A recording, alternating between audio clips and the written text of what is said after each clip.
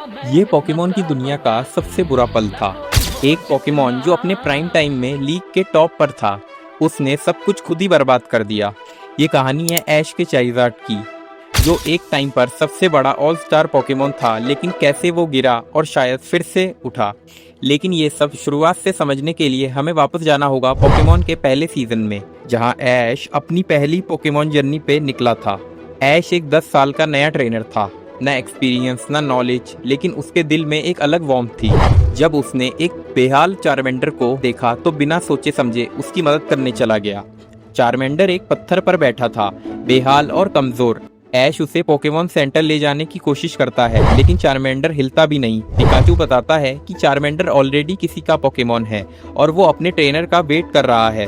बाद में ऐश और उसकी टीम मिलती है डेमियन से, जो प्राउडली कहता है कि उसने चारमेंडर को छोड़ दिया क्योंकि वो काफी कमजोर था। यह सुनकर ब्रॉक गुस्सा हो जाता है और डेमियन को बताता है कि चारमेंडर बारिश में मरेगा, क्योंकि अगर उसकी पूंछ की आग बुझ गई तो वो मर जाएगा।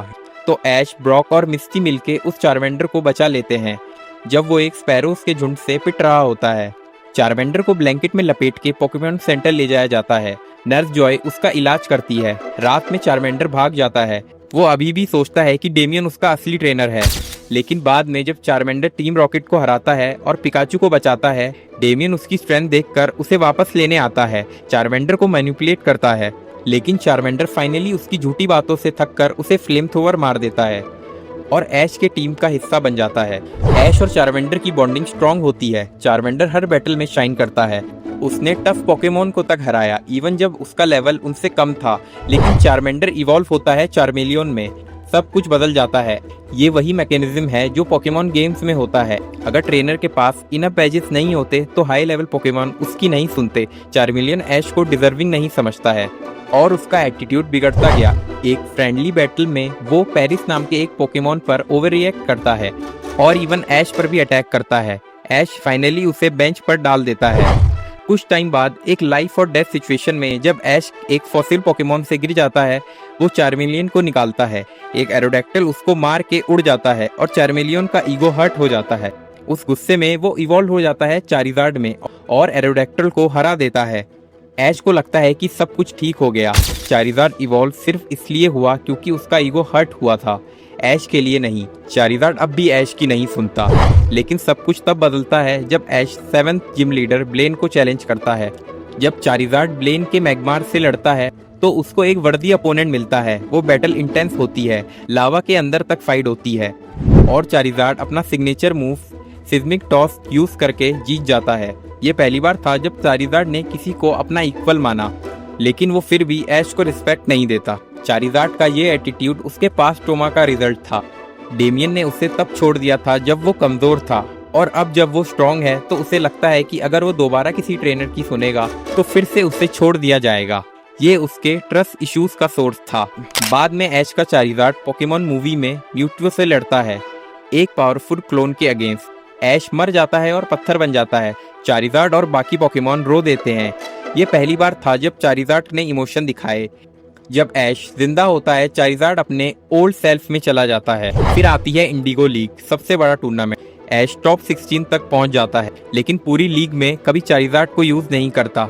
उसके प्रिडिक्टेबल बिहेवियर की वजह से जब फाइनल मैच में ऐश को चारिज़ार्ड का यूज करना पड़ता है तो पहले वो रिची के चारमेंडर को इजीली हरा देता है, लेकिन जब पिकाचू आता है चारिज़ार्ड लड़ने से मना कर देता है। उसका मन नहीं लगता और ऐश हार जाता है। सब कुछ खत्म। चारिज़ार्ड का एटीट्यूड सबको ले डूबता है, लेकिन ऐश ने फिर भी चारिज़ार्ड को टीम से नहीं निकाला। ऑरेंज आइलैंड्स के नेक्स्ट सीजन में जब चारिज़ार्ड एक पॉलीवॉर्ड से लड़ता है तो फ्रीज हो जाता है और बुरा हार जाता है। ऐश पूरी रात उसका ख्याल रखता है और चारिज़ार्ड फाइनली रियलाइज करता है कि ऐश सच में उससे प्यार करता है। और उस दिन के बाद चारिज़ार्ड पूरी टीम से लॉयल बन जाता है और दोनों अनस्टॉपेबल बन जाते हैं। बाद में चारिज़ार्ड इतना स्ट्रांग बन जाता है कि उन्हें कैरेलिफिक वैली बुलाया जाता है, जहां सिर्फ सबसे स्ट्रांग चारिज़ार्ड रहते हैं। लेकिन वहां जाके पता चलता है कि ऐश का चारिज़ार्ड वहां सबसे कमजोर है।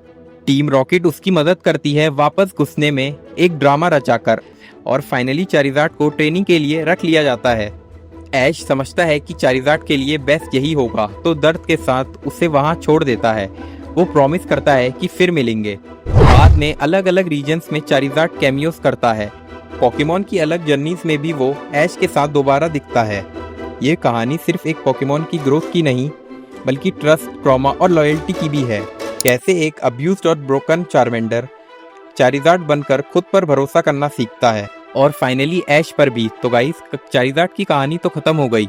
अगर आपको ये वीडियो पसंद आई हो तो लाइक करो, चैनल को सब्सक्राइब कर दो और मुझे कमेंट सेक्शन में बताओ आप और कौन से टॉपिक्स या फिर और कोई एनिमे पे वीडियो देखना चाहोगे। मुझे कमेंट सेक्शन में अपना ओपिनियन ज़रूर बताना। तब तक के लिए बाय बाय।